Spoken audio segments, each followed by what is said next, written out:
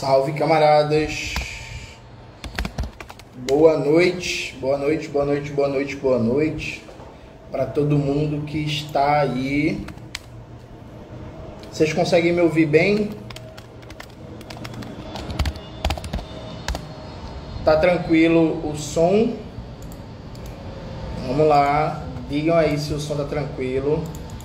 Deixa eu chamar a galera nas outras redes para live.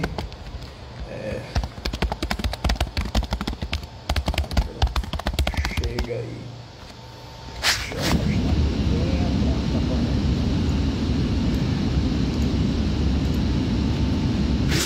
Boa noite, gente. Boa noite, boa noite, boa noite, boa noite. Gente, tá um calor gigantesco, viu? Se vocês soubessem o calor que está aqui. Nossa Senhora do céu, eu tô com o ventilador ligado aqui do meu lado, aqui, ó. E tá difícil, tá difícil. Gente, hoje, Tarcísio chegou aqui, deixa eu mandar. Tarcísio, tu tem que solicitar a entrada na live, visto que tu só acenou. Solicita a entrada aí em defesa da democracia. Como é, rapaz? Meu Deus do céu. Vamos lá, vamos lá. Tô esperando o Tarcísio solicitar a entrada na live. Tarcísio solicitou. Vê aqui, peraí.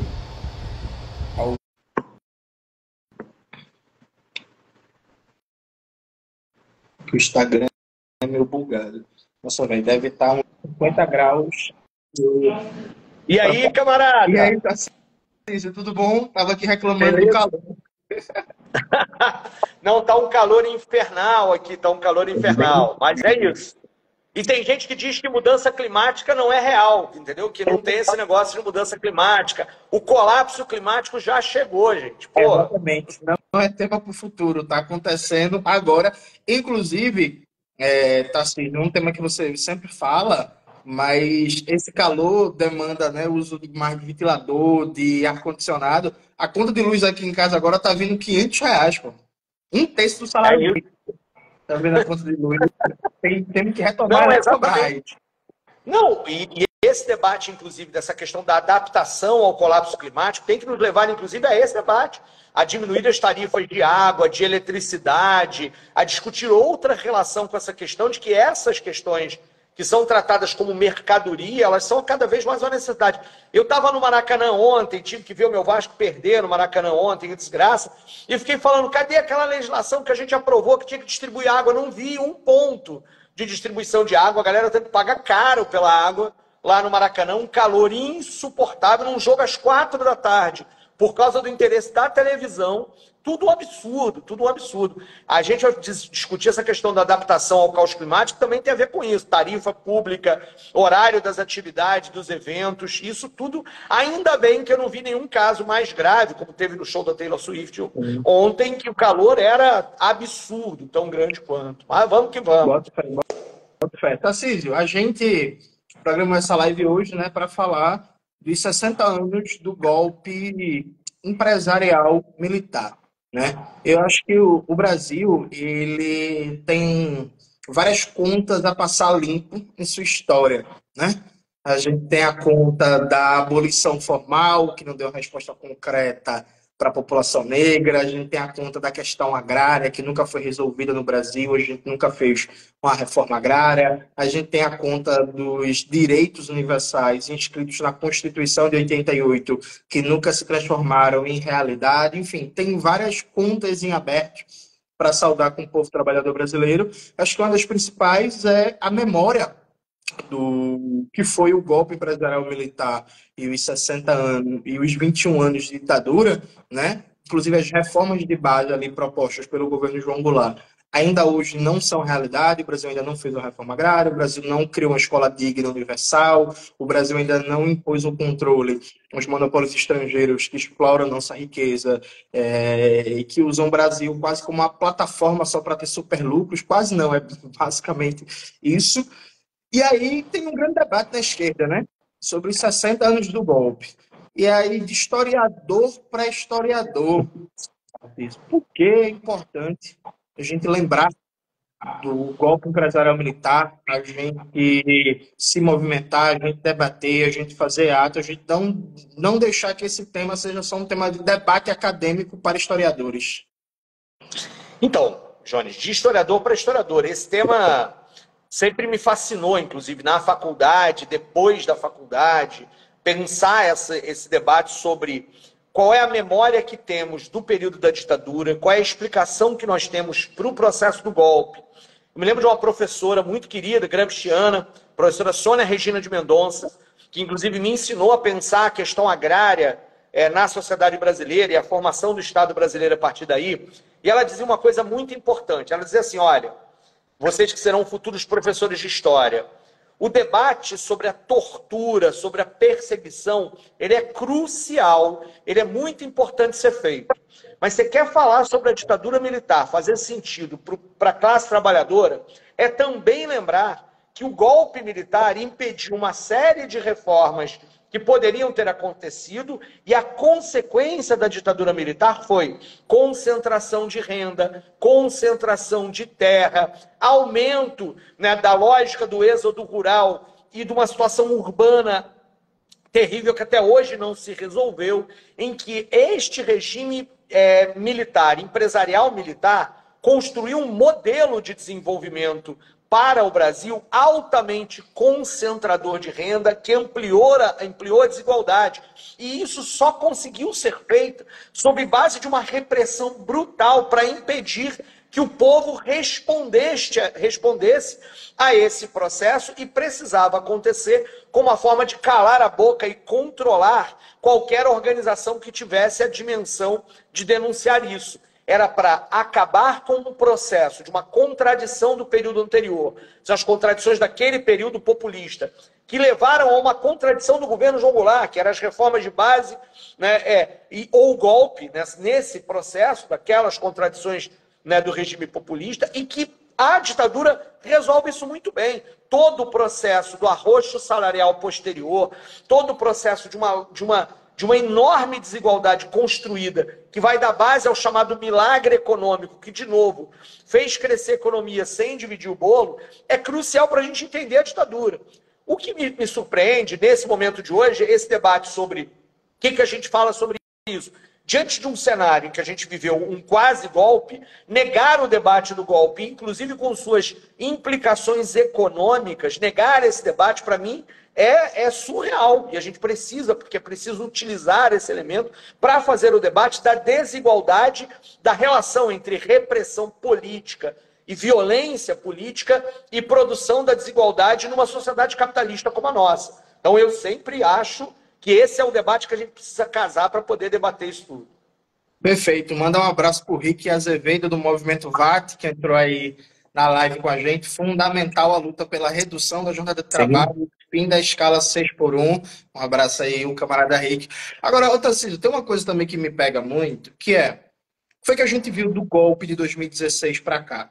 A gente viu uma positivação do legado da ditadura empresarial militar por parte da extrema-direita, né? Então, é emblemático que no voto do golpe do Bolsonaro, ele fala, né, pela memória de Brilhante Ustra. E essa extrema-direita bolsonarista, com Olavo de Carvalho, com o Brasil Paralelo, com esses deputados reacionários fascistoides, ela se constrói dentro de um discurso de louvação do período do regime empresarial militar. Então, assim, essa disputa ideológica, ela está na praça desde o golpe, né? Tá na praça. Sim, não é uma escolha nossa se esse tema está em disputa ou não. Ele está em disputa ideológica, está em confronto. Eu lembro que quando eu era professor da Rede Estadual da Bahia, lá em Juazeiro, no Brasil Paralelo, lançou um documentário deles sobre a ditadura empresarial militar. Eu dava aula nos 6º, 7º, 8º e 9º anos. Toda a sala tinha uns 4 a 8 estudantes que assistiram ao documentário, que perguntaram na sala de aula.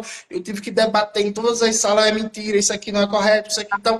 Então, assim, como é que, se a gente quer derrotar o bolsonarismo, se a gente quer se livrar desse movimento neofascista, a gente abre mão de fazer a disputa ideológica com um elemento que é central para a identidade política deles, né? Exatamente. Lembra, a escolha dessa extrema-direita pela figura do Bolsonaro como grande liderança, ela, obviamente, ela corresponde, ela é feita porque há um potencial eleitoral ali, ou seja, é bom lembrar que em 2014 o Jair Bolsonaro é o deputado federal mais votado no estado do Rio de Janeiro e o Marcelo Freixo, o deputado federal, o deputado estadual mais votado, nas contradições do pós-2013 e um processo que levava à polarização. Mas a escolha do Bolsonaro para ser, né, porque tem o Temer e o golpe do Temer, mas o fracasso político popular do Temer, né, todos aqueles índices de popularidade, né, terrível, né, o Temer tinha margem de erro com popularidade, lembremos disso. A escolha da extrema-direita por Jair Bolsonaro é a escolha de uma narrativa que desde sempre louvou a ditadura militar. Isso é uma quebra de paradigmas do princípio básico da Nova República. A Nova República, lembremos de Ulisses Guimarães, não estamos falando de nenhum comunista, né? Lembramos de Ulisses Guimarães falando do nojo que ele tinha da ditadura. Havia uma certa lógica que no pós-ditadura, e foi a única coisa que a gente de fato conseguiu fazer, havia um pacto em defesa de um tipo de democracia absolutamente limitada, absolutamente falha, com problemas graves, mas havia uma espécie de consenso de uma normalidade democrática. Lembremos, o que era a extrema-direita nos anos 90? O Ronaldo Caiado. Esse mesmo que agora é governador, que alguns querem endeusar, mas era a UDR e ele era o extremo. O Jair Bolsonaro também ele era relegado ao gueto. O que acontece no pós-golpe, na eleição do Bolsonaro, é que traz para o centro do debate esse revisionismo histórico que tenta acreditar à esquerda uma hegemonia do discurso histórico que a gente nunca teve. Uma hegemonia da interpretação sobre a lógica na sociedade e no senso comum. Porque o que a gente discutia era minimamente denunciar e desvendar o que a ditadura era em sua essência. Perseguição de adversários políticos, impossibilidade dos protestos, tortura, prisão, suspensão de habeas corpus. Eu me lembro, inclusive, da Folha de São Paulo ainda tentando relativizar, mas guardando alguma questão, né, de que tinha a ditabranda e a ditadura. A ditadura mesmo é só depois do AI-5, né? Desconhecendo tudo o que acontece antes, como arcabouço, como própria lógica do golpe, né? Ou seja, porque o Bolsonaro reativa uma determinada memória da Guerra Fria, uma memória que está meio que no inconsciente. Eu não gosto muito de recorrer ao inconsciente, mas tem hora que eu me espanto, né? Os argumentos são os mesmos do período de 64. O medo do comunismo, né? O medo do comunismo. O golpe foi uma tentativa de evitar o comunismo. O discurso de posse do Jair Bolsonaro era esse o teor, de que ele tinha vencido e evitado o comunismo. Era o Haddad, né? Só para lembrar, tá, galera que está assistindo? Era o Haddad, que ele evitou que ganhasse a eleição, né? Ou seja, era evitar o comunismo. Ele fala isso no seu discurso de posse. Depois ele repete isso no discurso de abertura da Assembleia Geral da ONU. E a gente está com medo de debater esse assunto. Pelo amor de Deus, eles botaram no centro do debate. E a gente vai continuar deixando esse debate para eles. E aí, é isso, né, Jones? Pega muito mal para a gente que é esquerda abandonar a memória, inclusive, a memória daqueles que tombaram enfrentando o regime militar. Morreram enfrentando o regime militar, e a gente vai simplesmente dizer, não, é melhor não fazer agora para não incomodar a caserna. A gente já está discutindo o fim da justiça militar, a gente já está discutindo a diminuição dos poderes políticos que esses caras têm, a gente já está discutindo o enfrentamento do legado que nunca foi enfrentado, exatamente da ditadura militar. Era isso. E essa é uma diferença. Eles não tem timidez ou constrangimento de ir ao programa máximo, enquanto a gente fica o tempo inteiro mantendo certas relativizações que, na minha opinião, estão equivocadas. Eu estou aqui para conversar contigo exatamente para lembrar disso tudo. O golpe que quase aconteceu em 2022 e 2023, e o mesmo conteúdo político que se baseava do golpe de 64. A história só se repete como farsa, e seria uma farsa até neste ponto de vista, e tem outros elementos, mas ainda assim a mobilização das pessoas que lá estavam, a mobilização do sentido religioso do debate, hoje mais com o fundamentalismo evangélico do que com o catolicismo conservador de 64, mas há elementos de muita similaridade e que a gente precisa disputar para entender qual é o terreno mínimo onde a gente precisa avançar no processo político partidário ideológico, no debate político de fato com a população, né? Sim. E assim, Tarcísio, abrir mão dessa disputa é também jogar fora uma oportunidade única na correlação de forças, né? Muita gente fala correlação de forças, mas não como análise real da disposição de forças, como desculpa para não fazer nada. Então eu sempre lembro, eu dei hoje uma entrevista para a revista Fórum de manhã, e eu lembrei, falando com o Mauro Lopes e com a Rebeca, que no começo de 2023, depois do 8 de janeiro, o atual comandante do Exército, Tomás Paiva, vazou um áudio dele, ele dizendo que a prioridade agora era evitar uma reforma nas Forças Armadas, né? Que a imagem das Forças Armadas estava muito arranhada e que isso era a tarefa central. É os próprios militares assumindo que a conjuntura colocou um risco de reforma das Forças Armadas e um debate profundo sobre a tutela militar na República Burguesa, né? Na época, inclusive, o Breno Altman, que é até do PT, ele escreveu um texto dizendo assim, ó, é a melhor oportunidade desde o fim da ditadura, para a gente rever a questão da tutela militar, rever o critério de promoção de generais, a quantidade de generais que o Brasil tem, aquele famigerado artigo da Constituição que fala das Forças Armadas como garantidoras da ordem, os critérios de promoção, os currículos das academias militares, que ainda tem muito um mofo da Guerra Fria, né? Muito base nessa doutrina anticomunista de ver o povo brasileiro, os movimentos sociais, os sindicatos como inimigo interno a ser combatido. Essa oportunidade foi perdida, colocando José Múcio como ministro da Defesa, que inclusive defendeu os golpistas antes do 8 de janeiro, defendeu os acampamentos golpistas, e pós 8 de janeiro, ao invés da gente ter um ministro da Defesa que atuasse contra a tutela militar, a gente tem um ministro da Defesa que, na prática, funciona como uma correia de transmissão dos interesses do partido fardado no governo. Ele não é um ministro do governo para fazer a política de defesa. Ele é um ministro dos militares para colonizar a política dentro do governo Lula. Ou seja, a gente está perdendo uma oportunidade de ouro que pode não aparecer de novo no curto prazo, né? É isso, gente. Eu acho que tem um debate central para nós, que é conseguir avaliar que uma coisa é reconhecer a força de uma extrema-direita que tem, como há muito não tinha, capacidade de mobilização de massas e que, portanto, traz uma dificuldade na correlação de forças. A outra é que essa constatação se transforma em medo que nos paralisa.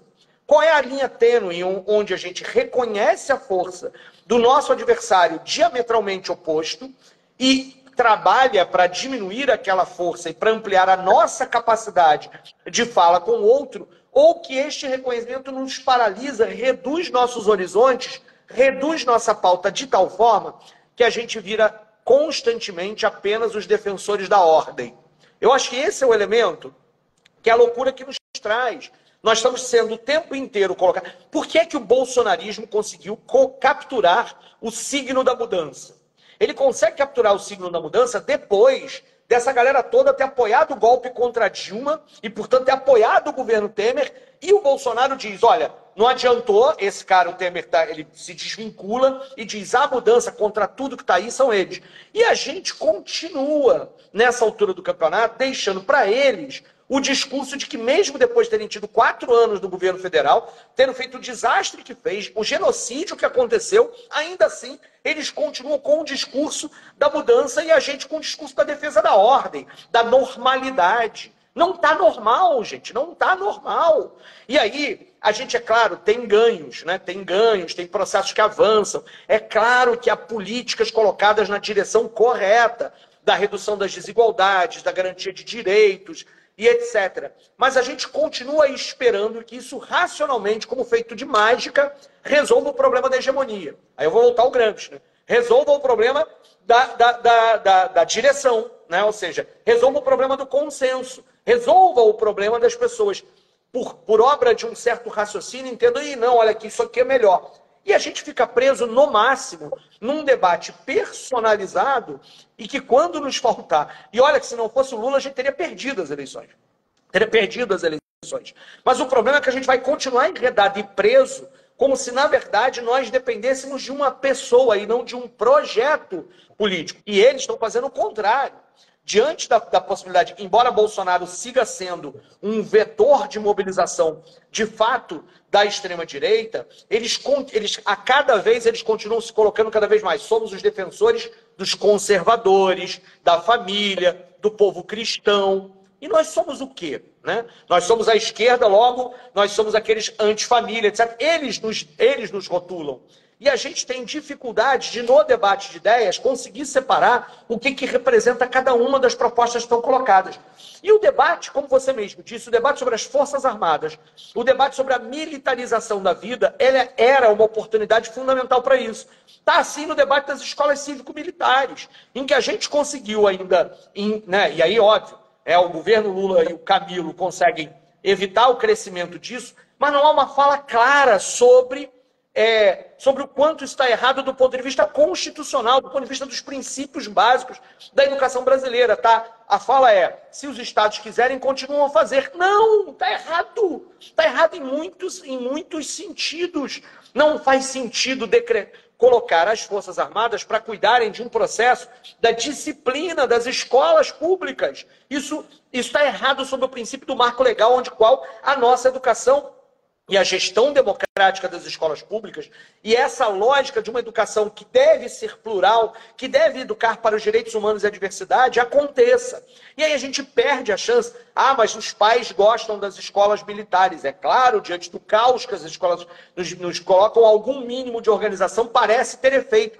E eles sempre vendem os resultados dos colégios militares, né, administrados pelas Forças Armadas com muita grana, quase tanta grana quanto os institutos federais, como se aquilo fosse resultado apenas da militarização. Os tais colégios cívicos militares não são colégios militares como aqueles que a gente conhece mantidos pelas Forças Armadas, são escolas públicas militarizadas, que na verdade trabalham na lógica do comportamento e do cerceamento da liberdade dentro da escola, sobre a desculpa da disciplina, diante do caos que estaria em outras escolas.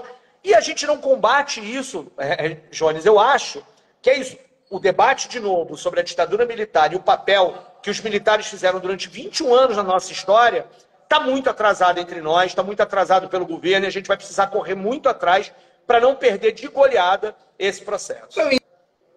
E assim, Tarcísio, eu lembro que eu fiz uma live com o querido camarada Daniel Cara, e a gente debateu, né, a situação complicada na educação desde o governo de transição, né? Que tinha lá o Daniel Cara e algumas poucas pessoas comprometidas com a educação pública, de qualidade, dos movimentos, e tinha um monte de fundação empresarial, né? No setor da defesa, Tarcísio, não sei se tu lembra disso, não teve nem sequer equipe de transição civil para a defesa. A ideia foi, deixa com os militares debatem, os militares resolvem. Então, assim, um princípio básico, veja, um princípio básico, não é nem um princípio socialista, é um princípio democrático, que é política de defesa não é assunto privativo dos militares. Assim, isso é o básico. A política de defesa não é assunto privativo dos militares. Aliado a isso, essa postura de tentar não milindrar os militares, ela é mantida, e em paralelo a isso, e aí você acompanha isso melhor do que eu, na Câmara dos Deputados, os militares já estão botando as garrinhas de fora de novo. Esse projeto de 2% do PIB para a defesa, né, e é teto de gastos para todo mundo, para os militares não, né, eles ficam de fora, a austeridade para todo mundo, para os militares ficar de fora, a incidência dos senadores e deputados ligados à bancada da bala com esse setor militar está propagando anistia, né? Nem foram julgados, várias lideranças golpistas do 8 de janeiro já estão falando em anistia, né? E essa própria ideia de que o governo Lula parece arrefecer muito, que existe um debate de tentar criar mudanças legislativas para impedir o uso da farda como instrumento de propaganda eleitoral. E o governo vem tirando o pé do acelerador nisso. Ou seja, uma parte do campo progressista recua e os militares aproveitam esse recuo e aproveitam, inclusive, a distância histórica que a gente vem tomando do desastre bolsonarista, e as pessoas acabam vai abrandando na memória, né, o que foi aquilo ali, para já botar as garrinhas de fora. Não Sim. duvide que a popularidade do governo Lula continuar caindo, já já a gente vai ter general de novo soltando notinha pública, passeando na Sim. imprensa, querendo pautar abertamente a política do governo, né? Não, e aí, eles estão, e Jones, é muito impressionante. Estou lá no Congresso, estou há um ano como deputado federal, um ano e alguns meses agora, né, e a gente vai se acostumando a algumas coisas. Aqui, eu era vereador aqui no Rio de Janeiro, é claro que havia lobby, né, mas nada comparado ao que tem lá, de forma descarada. De uma série de setores, o lobby do agro é fortíssimo, o lobby das empresas de transporte é fortíssimo. Agora, o lobby dos militares é um negócio impressionante. Os caras estão lá atentos a tudo. Quero contar uma historinha. E aí, se a gente é mole, eles vão seguir nessa linha, tomando e ganhando espaço. Tinha um projeto da Benedita da Silva, que era declarar o João Cândido, colocar o nome do João Cândido no livro de Heróis da Pátria. Né? Então era um projeto absolutamente simbólico, importante para as lutas, mas que vamos lá, né? Colocar o livro dele, o nome dele lá, não vai mudar a realidade da classe trabalhadora brasileira, não é nada. Não é que a Marinha estava lá no dia da sessão da Comissão de Cultura para tentar fazer o seu protesto, conseguiu fazer o lobby para um deputado pedir vistas e ao mesmo tempo tal. E aí eu falei, cara, tudo bem, eles querem conversar, dá uma semana, mas vamos votar isso na semana que vem. Aí não, galera, não podemos acreditar, vamos chamar uma audiência pública. Falei, tá bom, eu topo a audiência pública. Até hoje a audiência pública não foi chamada. Porque a lógica deles, inclusive, não é nem fazer o debate sobre a memória, é inviabilizar que qualquer coisa fora da lógica que eles apresentem passe nisso. Se isso é um projeto simbólico, você imagina em projetos maiores, como, por exemplo, a gente quer meter a ferida no debate da justiça militar. O que aconteceu aqui no Rio de Janeiro, dois casos em uma única semana, é de um absurdo, é muito, muito, muito bizarro. Né? Você tem o caso da Ana Paula e o seu filho Jonathan, que tem 10 anos e que agora decidiram como homicídio, o homicídio não é doloso, é culposo, ele volta para a justiça militar. Olha só, nós estamos falando de um crime de homicídio, que deveria estar sendo, portanto, do homicídio de um civil, numa situação que não pode ser tratada como uma situação e é militar do Exército. De novo, primeiro, a lógica de o que é um militar fazendo atividade de segurança pública, né, um soldado fazendo atividade de segurança pública. Está tudo errado. E aí, é um caso de homicídio que, como o júri define que não é homicídio doloso, é culposo, volta para a justiça militar. Na mesma semana em que mesmo a justiça militar, absolveu os militares que deram 80 tiros. 80 tiros num carro. Ou seja, que loucura. Matou o Evaldo, o músico, matou o catador que estava tentando ajudar as pessoas que estavam sendo baleadas dentro do carro. E aí, de novo, não vai ser julgado pela justiça comum, é da justiça militar. Esse empoderamento, a manutenção e o crescimento do poder da justiça militar é algo que a gente vai precisar interferir. Aí você imagina se um projeto desse, sem alguma pressão popular, sem alguma convocação, sem alguma sinalização do governo, vai avançar? Não vai avançar. Se a gente nem discutir a memória do golpe de 64, a gente está querendo. E aí, esse é de fato algo que é essa conta, essa acerto de contas não feito, né, pós-ditadura militar, que a gente continua patinando e que leva a consequências disso. Os caras ficaram absolutamente à vontade de discutir minuta golpista, alguns resolveram não aderir, olharam para isso, mas também não denunciaram, mas também não prenderam, também não cumpriram sua mínima função a essa altura do campeonato. Era a ordem constitucional que estava sendo ameaçada, e os caras agora posam de heróis da pátria porque evitaram o golpe, só porque eles não deram golpe, como se fosse direito deles querer dar golpe ou não. Ah, não, eu podia, mas não dei, olha como eu sou bonzinho. Não, você não podia, não tem isso, não tem essa história, e você não fez nada, esperou mais de um ano e tanto depois de uma CPI acontecendo, para poder depois, num depoimento da Polícia Federal, aí você conta, pelo amor de Deus, olha onde a gente foi parar, onde foi amarrar nosso burro, um negócio impressionante, né? Não, e essa operação que a mídia burguesa está fazendo é isso que você comentou, né? Estão criando de novo, porque assim, Tarcísio, em 2021 tinha muito mito dos generais legalistas. No sentido de que, veja, eu não duvido que existem oficiais nas Forças Armadas que não compartilhem dessa sanha golpista. Eu tenho, inclusive, ex-alunos meus, que hoje em dia são sargentos, especialidades, então aí continuam de esquerda, continuam comunistas. Eu dei essa escola que eu dei aula na Bahia, era a escola militar, né? O governo Rui Costa fez um processo em massa de militarização de escolas na Bahia e eu dei aula numa escola da Polícia Militar. Então, oficiais tem, mas assim, não existe uma ala organizada, legalista, antigolpista hoje nas Forças Armadas. E aí, 2021, tinha muito esse discurso, né? Não vai ter golpe, porque as Forças Armadas são profissionais, são legalistas, são sérios. O Jacques Wagner vivia de repetir isso, alguns senadores, deputados progressistas viviam de repetir isso, até escrevi um texto na época no blog da Boitempo, falando sobre o negacionismo da esquerda, sobre o golpismo militar que estava em marcha e aconteceu. Hoje em dia a gente tem provas que o negacionismo foi um perigo gigantesco, porque teve um golpe em marcha. A imprensa vem fazendo um trabalho de ascom dos militares, divulgando esse mito dos militares legalistas que impediram o golpe. O Freire Gomes, teve uma jornalista, que eu não vou nem citar o nome, que escreveu um texto comparando o Freire Gomes com o Marechal Lott, dizendo que o Lott impediu o golpe lá atrás e o Freire Gomes impediu o golpe agora.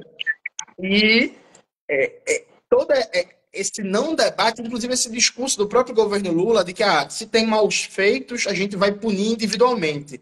Mas não é uma questão das Forças Armadas em si, não é questão do Exército em si.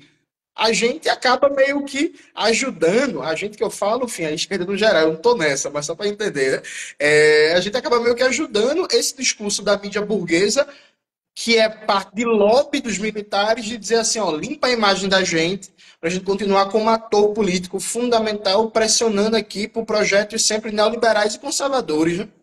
Não, e essas comparações, esse mito, lembremos que em 64 determinadas forças progressistas também acreditavam que haveria um dispositivo militar legalista. E se mostrou que pequenininho, diferente da lógica da cadeia da legalidade no debate lá sobre, né, que tem o Brizola, etc e tal, um ano antes, ou mesmo do debate do Marechal Lott em 55, etc., que aí eram contextos econômico-políticos econômicos e políticos e sociais que já estavam em franco processo de mudança.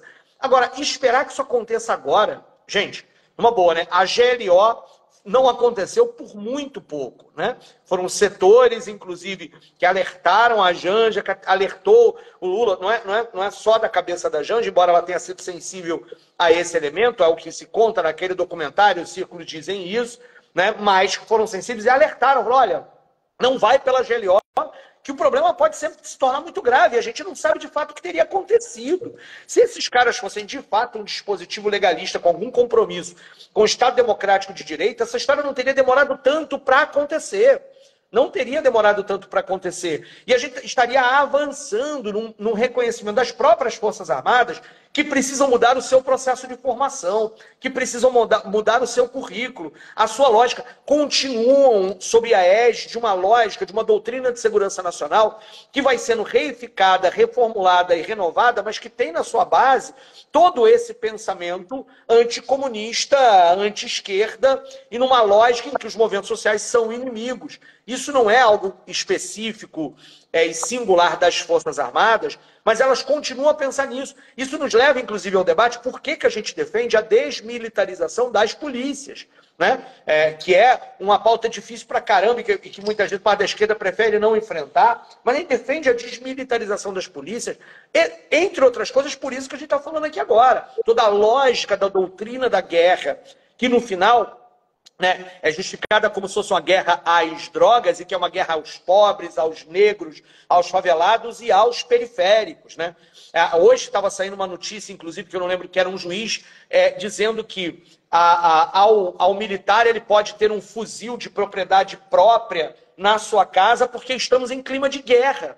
Aí, dá nisso que a gente está falando, uma possibilidade, inclusive, de um arsenal militar que poderia ter sido usado para fins, inclusive, de garantia do golpe na hora que ele estivesse em curso. Nós não temos muita... É claro que esta tentativa de golpe fracassado dos bolsonaristas, na minha avaliação, ela carecia de um apoio mais decisivo de parte da burguesia brasileira, que, na verdade, é isso.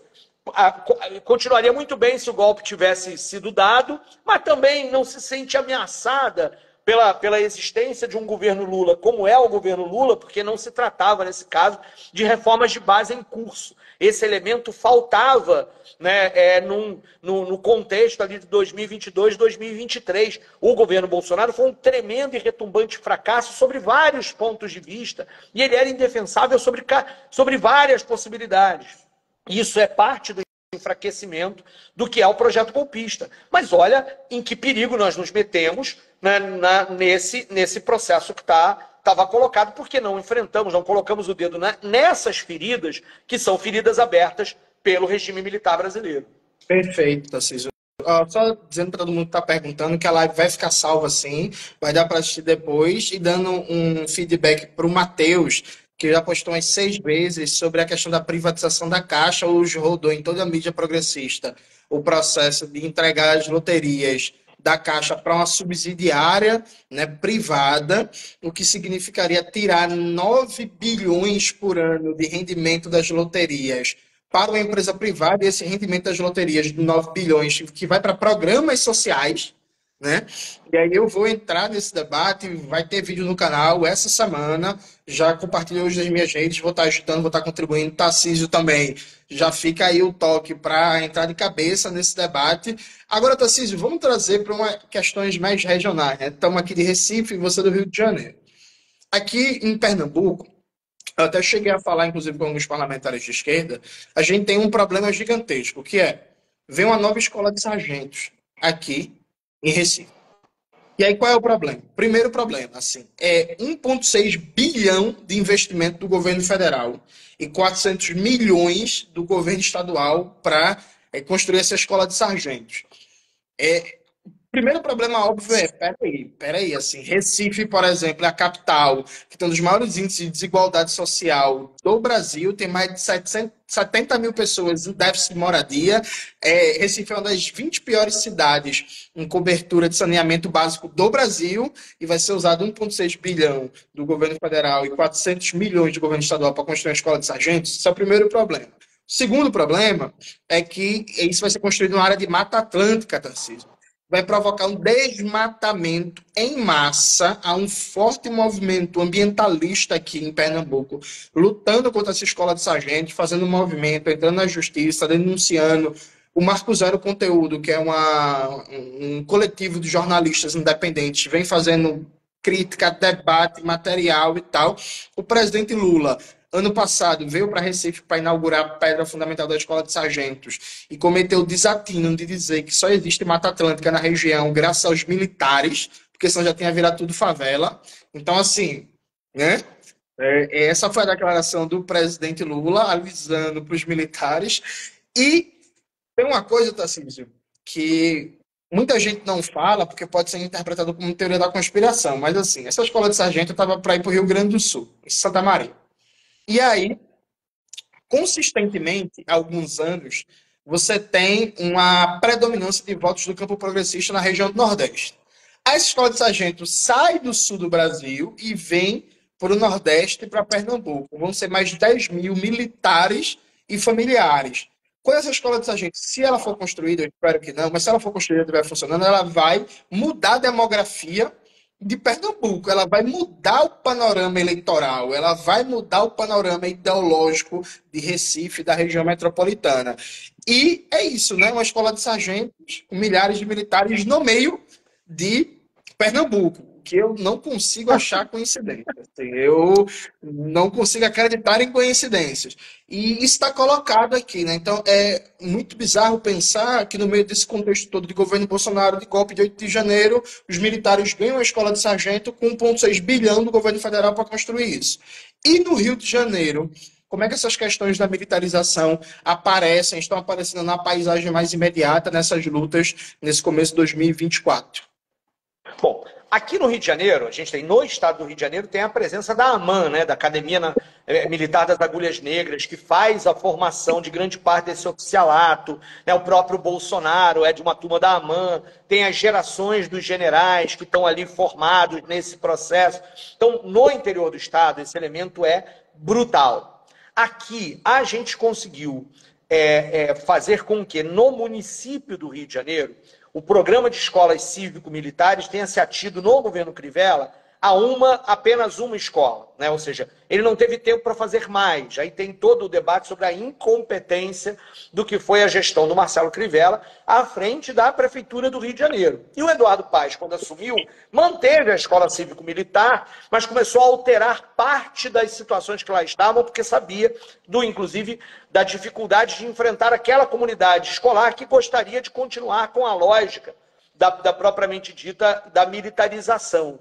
Aqui, para nós, portanto, o debate segue sendo na tentativa de evitar a candidatura bolsonarista, que certamente virá à tona e carregará ainda mais nas tintas, né, deste processo, e seguirá com aquela lógica, com aquela velha toada de que o debate de segurança pública será resolvido com mais polícia, com mais militares, com mais armas, com mais... e que leva, na verdade, aqui a um debate que não é tão diretamente vinculado como esse da escola de sargentos que você contava, mas vai resvalar em coisas como, por exemplo, o armamento das guardas municipais.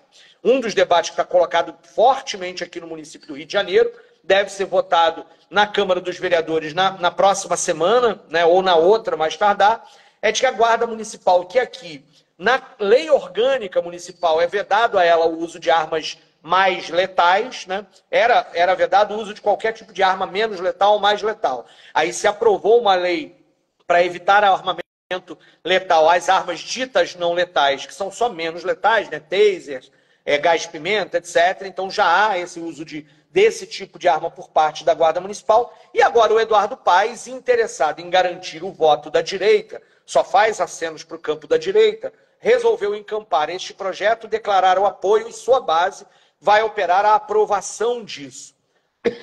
E aí o discurso é o discurso da militarização da segurança pública. Ou seja, que vai resolver o problema da segurança no Rio de Janeiro é botar a guarda municipal com revólver na cintura.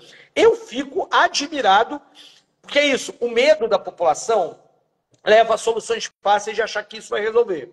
Mas num cenário como o Rio de Janeiro, da milicianização dos territórios e da política, você imagina o quanto isso vai virar novas fontes, não só de armas para esses grupos que dominam os territórios, como também fonte de recrutamento de pessoas para os espaços dessas milícias, que paulatinamente, inclusive, antes eram quase que nitidamente formada por pessoas oriundas das forças militares e bombeiros militares, etc., e foram mudando parte do perfil. O armamento da Guarda Municipal no município do Rio de Janeiro tende a reforçar essa lógica, e isso é muito grave. Quando eu converso, inclusive, com vários guardas municipais aqui, o que eles me pedem é plano de carreira, valorização salarial, o mínimo de respeito de condições, porque os seus alojamentos são absurdos, porque eles não têm uniforme, porque não tem uma série de coisas.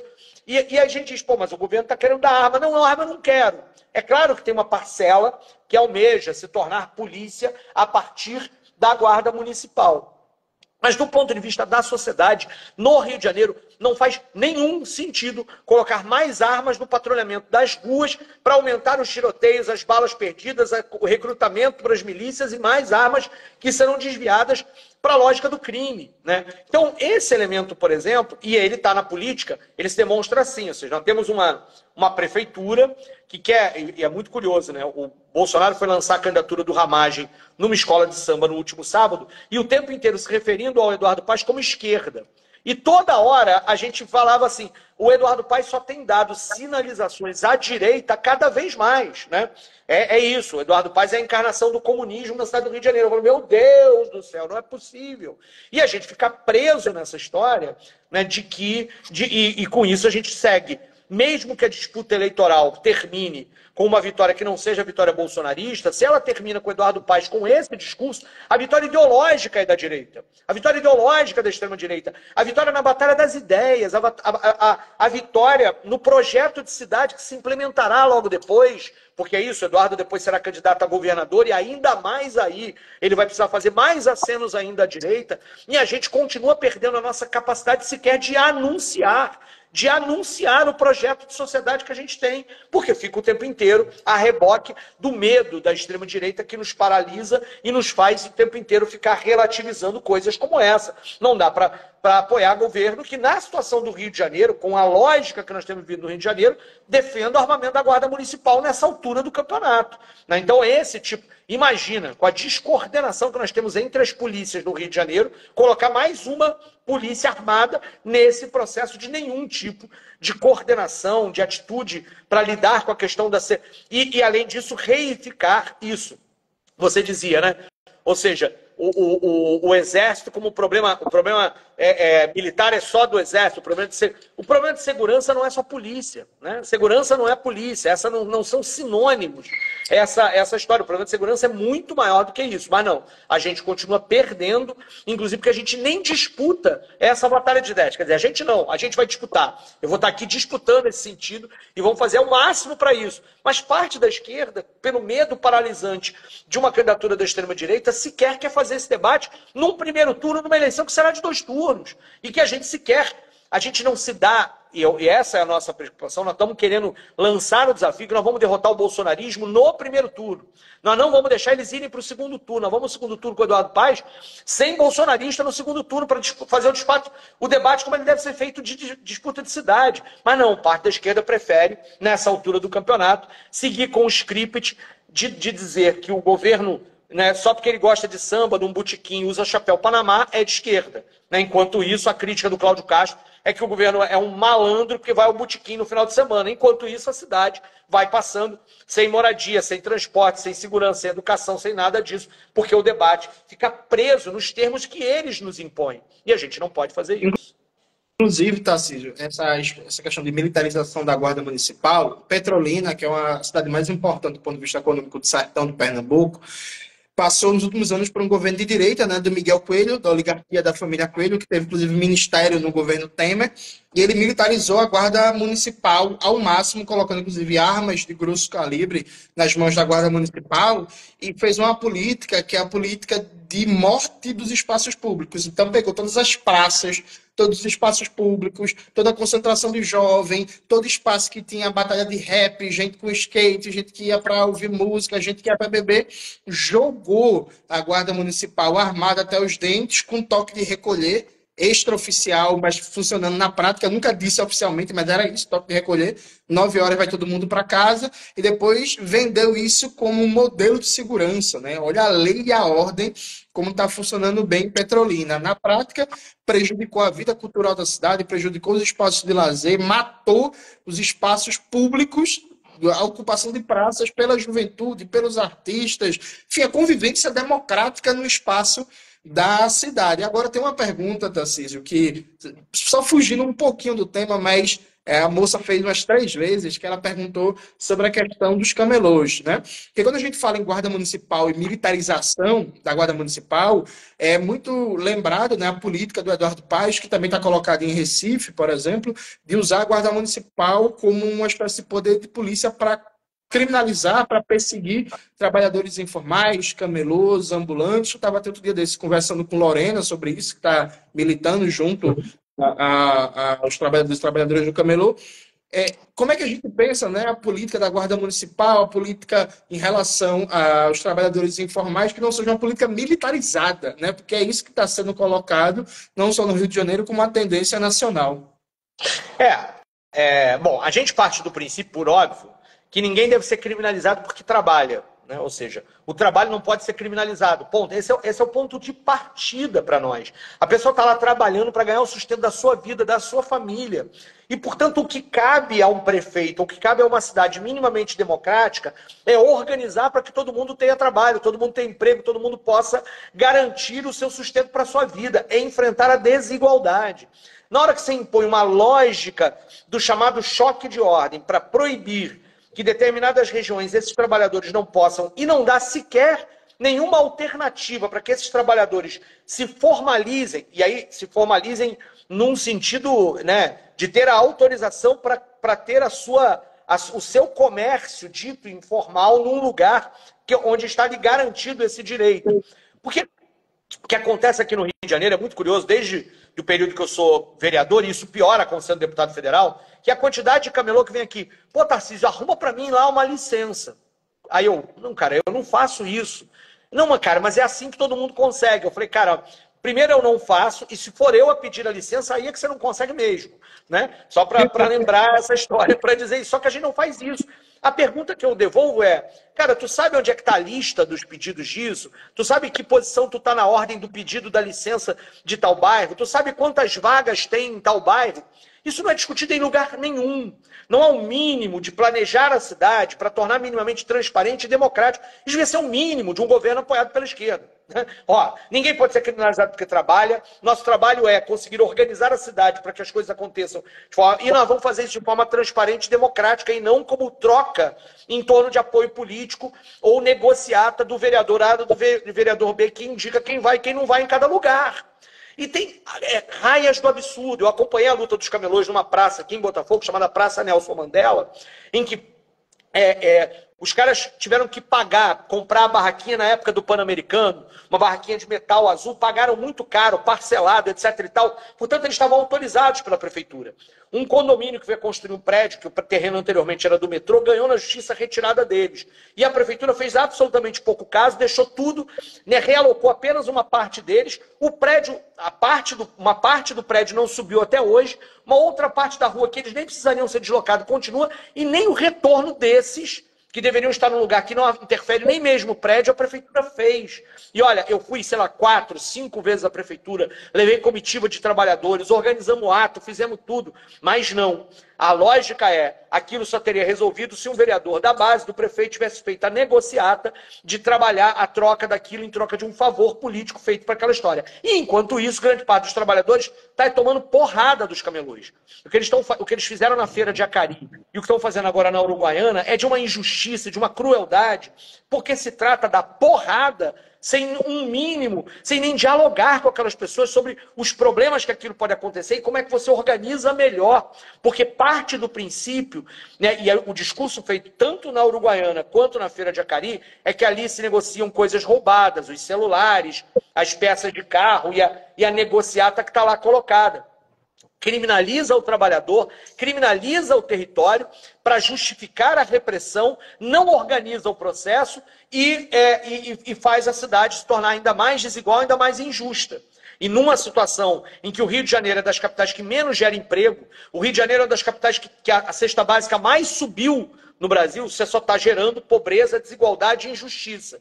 E o cara ainda é chamado de esquerda pelo Bolsonaro. Vai se fazer, né? Porra, pelo amor de Deus. Agora, assim, tem gente que também contribui, né? Diz que o Eduardo Paes é um governo progressista, diz que o João Campos aqui em Recife é um governo progressista. Antes de entrar aqui, Tassi, eu estava lendo uma matéria que a prefeitura do João Campos desapropriou 10 anos de famílias na Vila Esperança, uma comunidade aqui de Recife.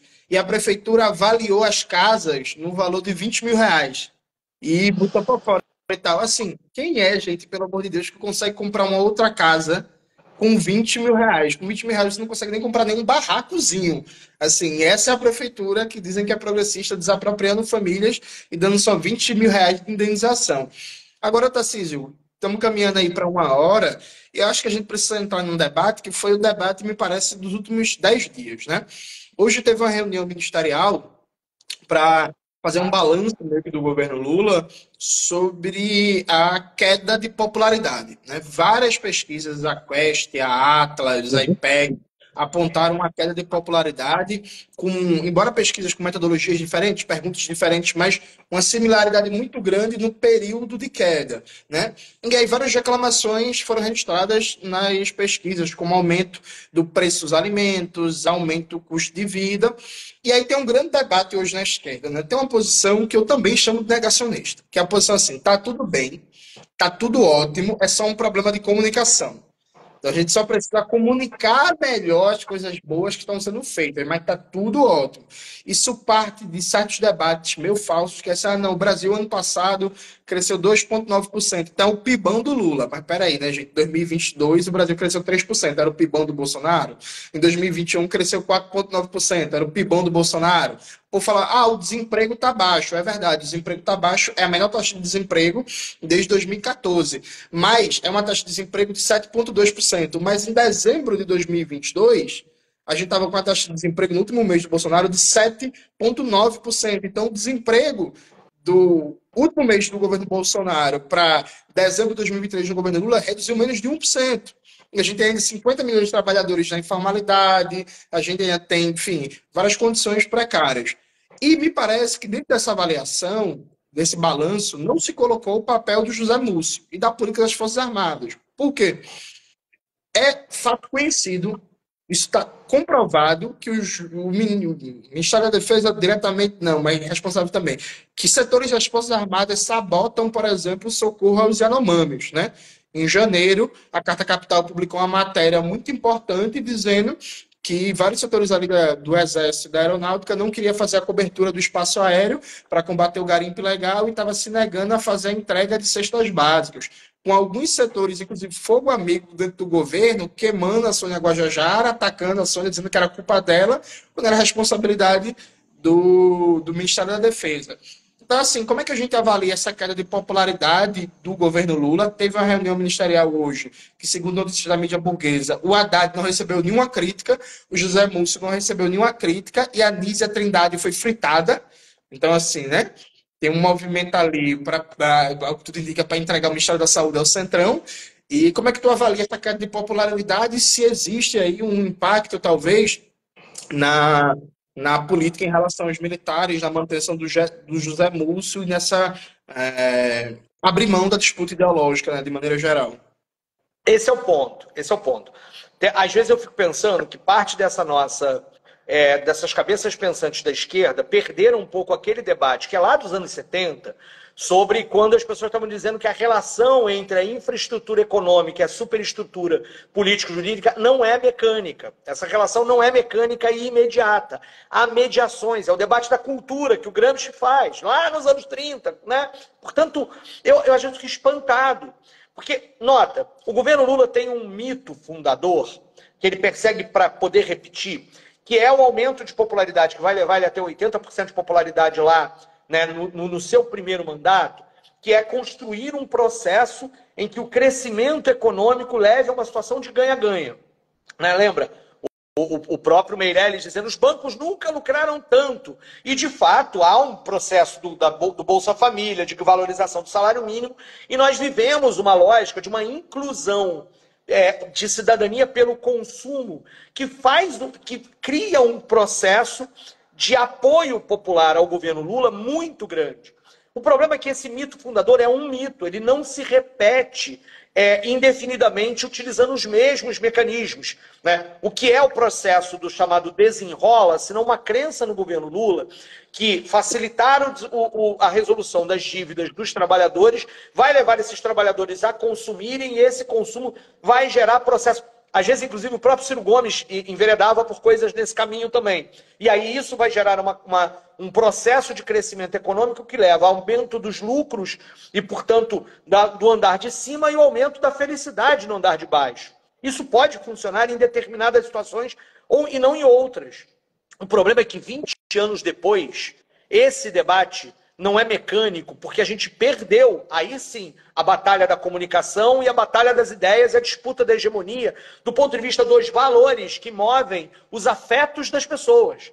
E aí, esse é o problema. Não está tudo bem, né? E nem está tudo e nem está tudo sendo visto como bem pelo povo, porque há uma força política com capacidade de mobilização social, com o signo da mudança nas suas mãos e com o signo da defesa dos valores morais que se construíram com valores em ameaça, que o tempo inteiro colocam sobre o Lula o elemento que está colocado. Por que o debate sobre a lógica de Israel, Gaza, tal, da forma como a direita colocou, ele é importante? Não pela lógica da questão palestina tão cara para todos nós, porque ela era mais um elemento a colocar sob a esquerda,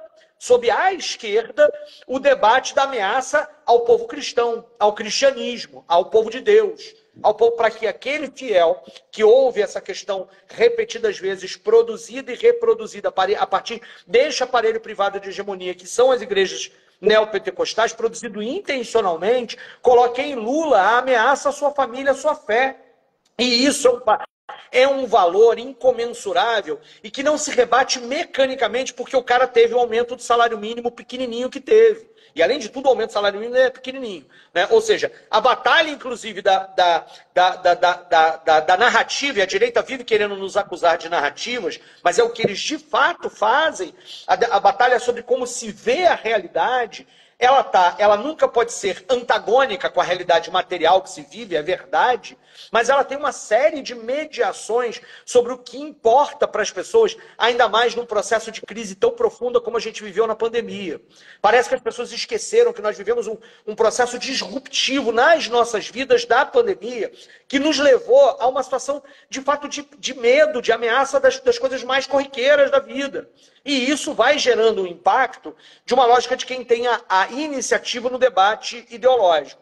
Portanto, não se trata apenas de perder a batalha da comunicação, pura e isoladamente, mas se trata de uma análise da correlação de forças da disputa política, que, na minha opinião, não consegue ver todo o quadro como ele está colocado, da disputa da hegemonia. Quando é que a gente viu o governo Lula dar força para que os professores, nas mesmas periferias em que estão as igrejas evangélicas, disputem os valores que estão lá colocados? Quando foi que a gente viu esse tipo de apoio? Não, o que se quer, na verdade, é continuar discutindo um currículo e a lógica do professor gerencialista, meritocrático, que vai ter essa história toda na lógica, e você não está disputando hegemonia por lugar nenhum. Eu tenho dito uma coisa, Jones, que tem um elemento que, a partir do Ministério da Cultura, o Lula falou isso, inclusive, na Conferência Nacional de Cultura, no discurso de abertura, que é a história da construção de uns comitês de cultura que, na verdade, tem um elemento muito interessante. Eu falo, finalmente eu vejo um projeto. Eu virei, a menina do Ministério da Cultura chegou lá, porque, né, deputado federal parece que tem a palavra emenda escrita na testa. Esse é um outro debate, de por onde foi passar o debate orçamentário nessa história. E aí ela chegou lá para discutir emenda quando eu já tinha fechado o meu processo. Eu falei, tá aí um negócio que eu queria muito ajudar e só vai conseguir ajudar no ano que vem, porque ele cumpre um papel da disputa ideológica, mas é um projeto que vai começar a acontecer enquanto você tem escola em tudo quanto é canto. E não significa doutrinar, significa disputar a partir de valores que nós consideramos fundamentais para a humanidade. Não é doutrinar para que o menino vote no PT ou no PSOL, no PCB, ou sei lá o quem, no PSTU. Não é isso. Se trata de disputar valores básicos, como direitos humanos, né, como a liberdade, como de fato ela é, como os direitos dos trabalhadores, da vida das pessoas, o direito à casa, o direito à escola. É disso que estamos tratando, o respeito à diversidade, a perspectiva do que é família. A gente não entra nesse debate. Então, eu acho que o problema não é só do meio, é também do conteúdo que se faz na disputa da comunicação. Ele tem a ver com isso. Primeiro, as coisas não estão melhores, mas mesmo onde elas melhoram, elas não estão resultando.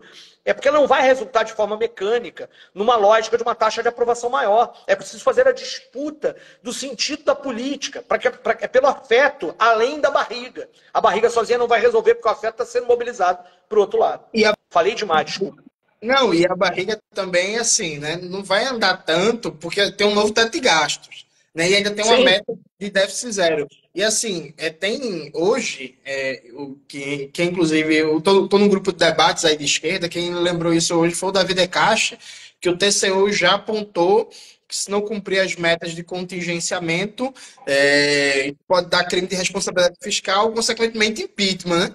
E aí é uma outra coisa, né? O governo Lula se colocou uma auto-armadilha com a política que, para mim, de núcleo é neoliberal, que é novo teto de gastos, mais déficit zero, né? Assim, 2023 foi o melhor ano do governo Lula em termos de gasto público, de liberação de recursos, por causa da PEC de corrupção.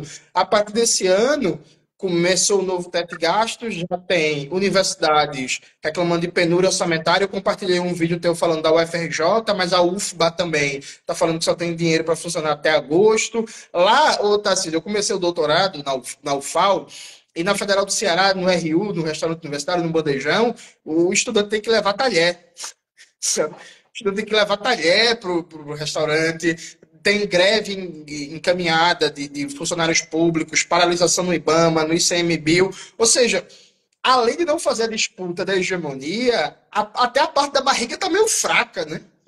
Pois é. Não, e você está lembrando bem, o Davi tem feito esse debate Muito bem.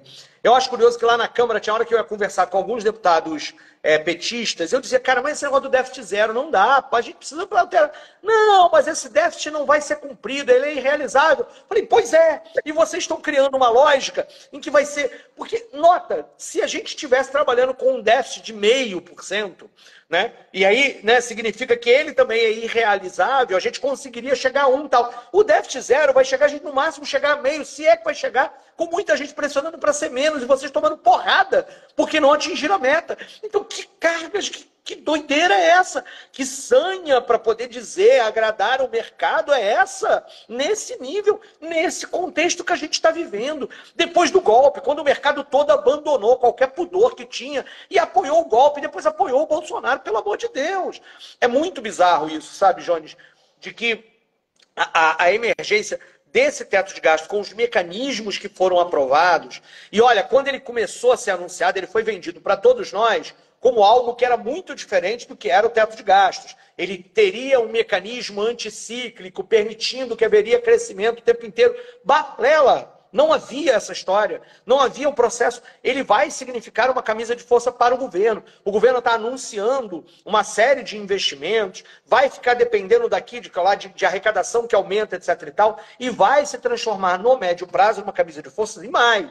Nós seguimos alertando. O atual teto de gastos é incompatível com os mínimos constitucionais de educação e saúde. Eu duvido que a lógica, portanto, do governo, diante da forma que está sendo feita, será mudar o teto de gastos para permitir a continuidade dos mínimos constitucionais. Vai ser o contrário. Vai ser criar fórmulas para relativizar ou modificar a forma de contabilização desses mínimos constitucionais. E quando isso acontecer no governo federal, vai ser cascata em tudo quanto é governo estadual e municipal. E eu quero que me digam um estado que cumpra mais, relativamente mais do que o mínimo, sem fazer maquiagem contábil como aqueles que fazem exatamente. Eles ficam no estrito para cumprir a lógica. Ou seja, no lugar da gente estar discutindo a irrealidade que é a lei de responsabilidade fiscal, porque, na verdade, o que aconteceu, a lei de responsabilidade fiscal, ela incentivou a terceirização e a ossificação dos serviços públicos para fingir que não está gastando dinheiro público com o trabalhador. Só que gasta dinheiro público com o trabalhador e com o lucro da empresa que contrata o trabalhador. Essa é grande parte da diferença, mas cumpre os limites da lei de responsabilidade fiscal, que já se mostrou irreal. A gente cria mecanismos de controle de gastos e nessa história, né, de responsabilidade, teto de gastos, quando na verdade significa limitação para o investimento público, enquanto na lógica daquele dinheiro que continua indo para a sanha, da lógica dos juros abusivos, do capital financeiro, daquela roda para ali, para aquela parte do orçamento, não há teto nenhum, não há nenhum tipo de limitador. E aí, com isso, a gente continua perdendo a oportunidade de dar os saltos necessários que a nossa sociedade precisa, né? Isso tudo atrelado numa reforma tributária, que era uma reforma só dos impostos sobre consumo e que continua sem tocar naquilo essencial, que é isso, o debate da semana passada lá no Congresso, tendo que votar naquela correção da tabela no imposto de renda, que não toca no essencial, que não faz a lógica do imposto progressivo, que é o que interessa para todos nós, e que tem que ter, sim, aumento de arrecadação, cobrando mais dos que tem mais. Esse é o elemento. E aliviando o imposto sobre a classe média, que continua presa em mecanismos de tentativa de aliviar o peso do seu imposto de renda com a lógica das deduções, com o ensino privado, com saúde privada, para tentar, porque ela está presa nessa história e não consegue sair dela. Todos nós, né, fazemos esse tipo de situação, que não é sonegação, mas é, sobretudo, um debate dos mecanismos que nós temos diante de uma tabela absolutamente injusta. E aí vai, uma coisa está conectada à outra. E a gente não entra nem nessa estrutura econômica para transformá-la, nem mesmo no debate de ideias. Aí, realmente... Exato. E assim, só uma pontuação final. Muito massa a divulgação do presidente Lula da intenção de construir 100 novos IFES. Muito massa. Mas isso não sai do papel se continuar com o novo teto de gastos, com a meta de déficit zero e se atacar o mínimo constitucional da educação, né?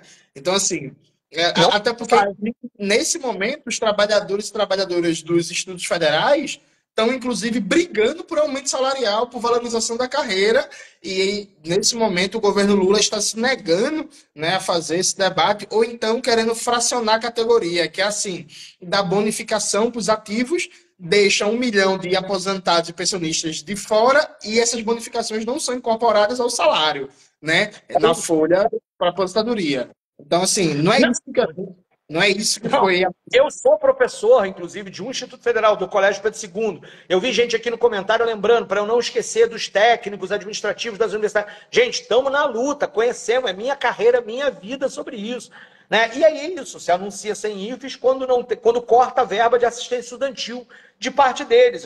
Caramba, onde é que está? Onde é que está a lógica dessa história? Significa que não é para fazer os sem IFES? Não, é para fazer os sem IFES, mas é para encontrar caminhos para que esses IFES que funcionam continuem a funcionar com educação de qualidade, com os profissionais valorizados que precisam ser.